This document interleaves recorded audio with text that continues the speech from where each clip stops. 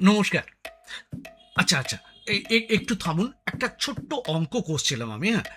অঙ্কটা হলো, প্রতিদিন যদি আপনি সকাল থেকে রাত পর্যন্ত স্রেফ হেঁটে বেড়ান, মানে ওই যাকে বলে পদযাত্রা, হ্যাঁ? পদযাত্রা যদি করেন, বিহারের ধুলোবালি মেখে সাধারণ মানুষের দুঃখ দুর্দশা শুনতে, শুনতে যদি কিলোমিটারের পর কিলোমিটার খালি পায়ে আপনি যদি হাঁটতে থাকেন বা চটি পরে, খালি পায়ে বা চটি পরে যেভাবেই হোক, আপনি যদি হাঁটতে থাকেন, তাহলে আপনার পায়ের তেলোটা ছাড়া আর কি বাড়তে পারে বলে আপনার ধারণা?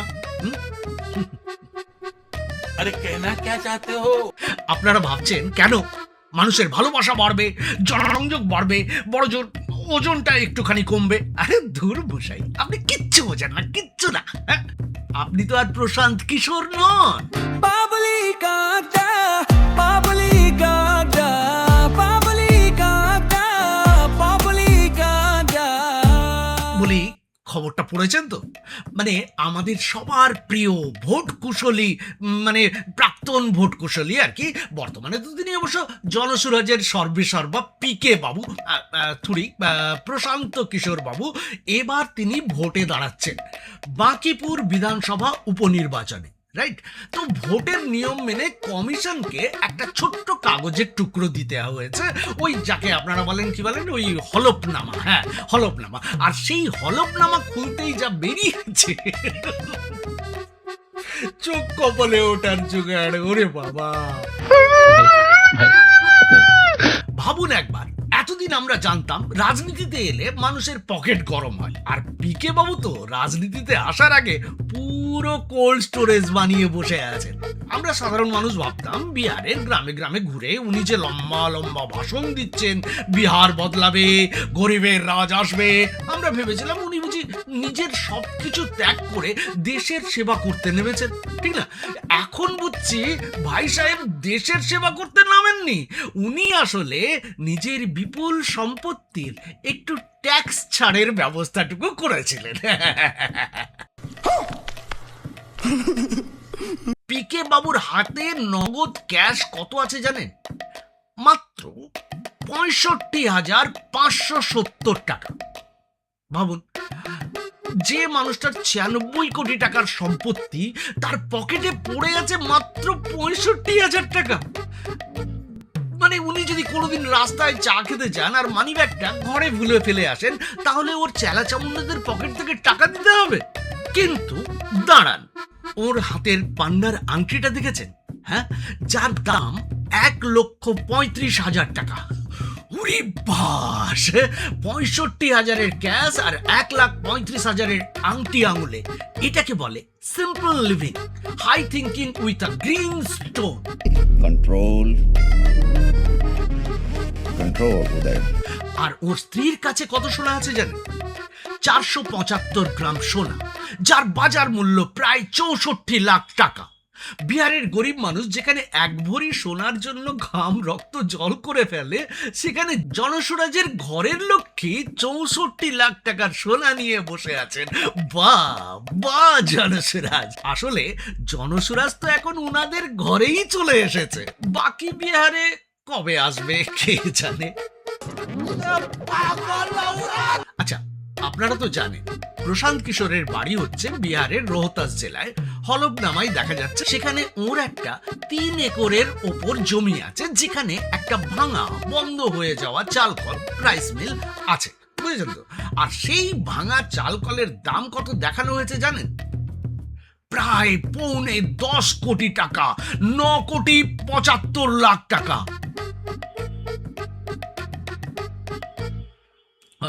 ও মশাই, ভাঙা চালকলের দাম যদি 9.25 কোটি হয়, তাহলে সেই চালকলটা যদি চালু থাকতো, তাহলে তো পিকে বাবু গোটা বিশ্বের চালের বাজার একাই কন্ট্রোল করতেন, তাই না?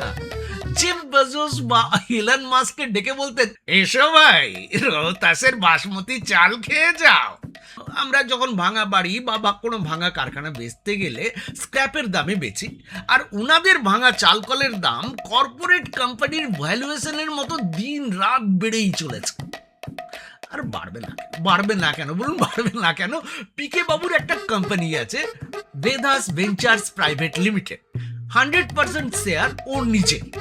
এই কোম্পানি নাকি গত বছর ওর নিজের দল জনসুরাজকে 85 কোটি টাকা ডোনেশন দিয়েছে। মানে ডান পকেট থেকে টাকা বের করে বাম পকেটে ঢোকানো।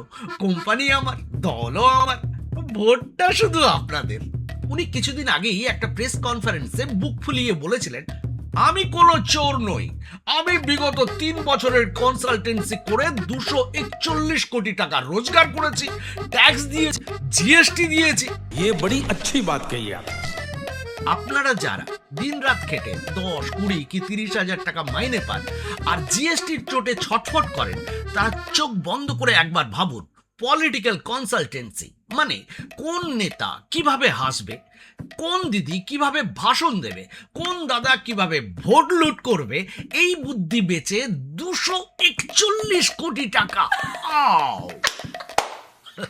তার মানে এত বছর ধরে আমরা যে ভোট দিচ্ছিলাম তার স্ক্রিপ্ট আসলে ব্যাকস্টেজে বসে একজন কোটিপতি লিখছিলেন। আমরা হলাম বোকা দর্শক, আর উনি হলেন বক্স অফিস কালেকশনের মালিক। क्यों हिला डाला ना। হ্যাঁ, আরেকটা কথা, নেতা হবেন আর গায়ে মামলার দাগ থাকবে না তা কি হয়? পিকে বাবুর নামে আবার 8টা ক্রিমিনাল কেস পেন্ডিং আছে। যদিও উনি বলছেন কোনোটাতেই উনি দোষী প্রমাণিত হননি। তো কেসগুলো কিসের? ওই বেআইনি জমায়েত, সরকারি কাজে বাধা, দাঙ্গা ছড়ানোর চেষ্টা, আর হ্যাঁ হ্যাঁ হ্যাঁ মানহানির মামলা। तौबा तौबा तौबा थारा मूड खराब कर दिया। ভাবুন, যে মানুষটা এতদিন এসি রুমে বসে ল্যাপটপের কিবোর্ডে আঙুল চালিয়ে নেতাদের ভাগ্য নির্ধারণ করছিলেন, উনি এখন রাস্তায় নেমে দাঙ্গা আর বেআইনি জমায়েতের কেস খাচ্ছেন। একেই বলে প্রমোশন। কর্পোরেট ম্যানেজার থেকে একেবারে খাঁটি দেশি নেতা হওয়ার প্রমোশন। মামলা না থাকলে কি আর বিহারের মানুষ ভোট দেবে বলুন? মামলা টামলা একটু থাকতে হবে, মামলা টামলা থাকলে তবেই না একটা বড় সড়ো নেতা বলে মনে হবে।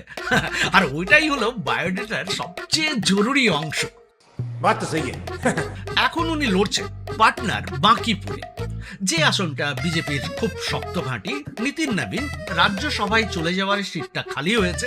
পিকে বাবু বলছেন এটা নাকি বিজেপির বিরুদ্ধে একটা গণভোট, কিন্তু মানুষ ভাবছে এটা বিজেপির বিরুদ্ধে গণভোট নাকি কার কত সম্পত্তি আছে তারই কম্পিটিশন। কারণ ওদিকের বিজেপি প্রার্থীর হলফনামা যখন বেরোবে তখন হয়তো দেখা যাবে তিনিও কম যান না।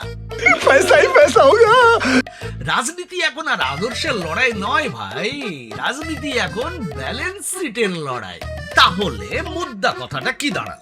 প্রশান্ত কিশোর বাবু বিহারের মানুষকে বলছেন, এত বছর ধরে আপনারা লালুজিকে দেখেছেন, নীতিশজিকে দেখেছেন, এবার নতুন বিহার গড়তে আমাকে ভোট দিন। আমরাও বলছি নিশ্চয়ই দেবো পিকে বাবু। আপনার মতো একজন সফল বিজনেসম্যান যিনি 241 কোটি টাকা কামাতে পারেন, ওর হাতে বিহারের অর্থনীতি ছেড়ে দিলে বিহার তো রাতারাতি আমেরিকা হয়ে যাবে। শুধু একটাই ভয় জানেন তো, শুধু একটাই ভয়, বিহারের মানুষজন শেষ পর্যন্ত ওর ওই রোহতাসের চালকলটার মতো ভাঙা চালকল হয়ে যেন না থেকে যায়। আর যার ভ্যালুয়েশন খাতায় কলমে অনেক, কিন্তু ভেতরটা পুরো ফাঁকা। জনসুরাজ আসবে কি আসবে না আমি জানি না, তবে পিকে বাবুর ধনসুরাজ যে অলরেডি সুপারহিট তা নিয়ে তো আর কোনো সন্দেহ নেই। আপনারা কি ভাবছেন? পিকে বাবুর এই 96 কোটির ধাক্কায় বাঁকিপুরের ভোটারদের ইভিএম মেশিন কি হ্যাং হয়ে যাবে? কমেন্ট করে জানান আপনারা। আর হ্যাঁ, যদি কোটিপতি হওয়ার কোনো পলিটিক্যাল টিপস লাগে তাহলে পিকে বাবুর পদযাত্রায় গিয়ে ওর পায়ের জুতোটা অন্তত এগিয়ে দিতে পারেন, ভাগ্যটা ফিরলেও ফিরতে পারে। আজকের মতো এখানেই শেষ করছি। কমলেশের সাথে পাবলিক আড্ডা দেখতে থাকুন, হাসতে থাকুন, আর সাবধানে থাকবেন। ভোট দেওয়ার আগে আপনারা ভেবে নেবেন কাকে ভোট দেবেন, কেন ভোট দেবেন। যার পকেটে গরম বেশি তাকে দেবেন, নাকি যে প্রকৃত উন্নয়ন করবে তাকে ভোট দেবেন। আমার উপস্থাপনা যদি আপনাদের ভালো লেগে থাকে তাহলে প্লিজ চ্যানেলটিকে সাবস্ক্রাইব করে দেবেন, আর লাইক, কমেন্ট আর শেয়ার করতে ভুল করবেন না। কমেন্টে আপনার রসালো মতামত অবশ্যই লিখবেন। নমস্কার।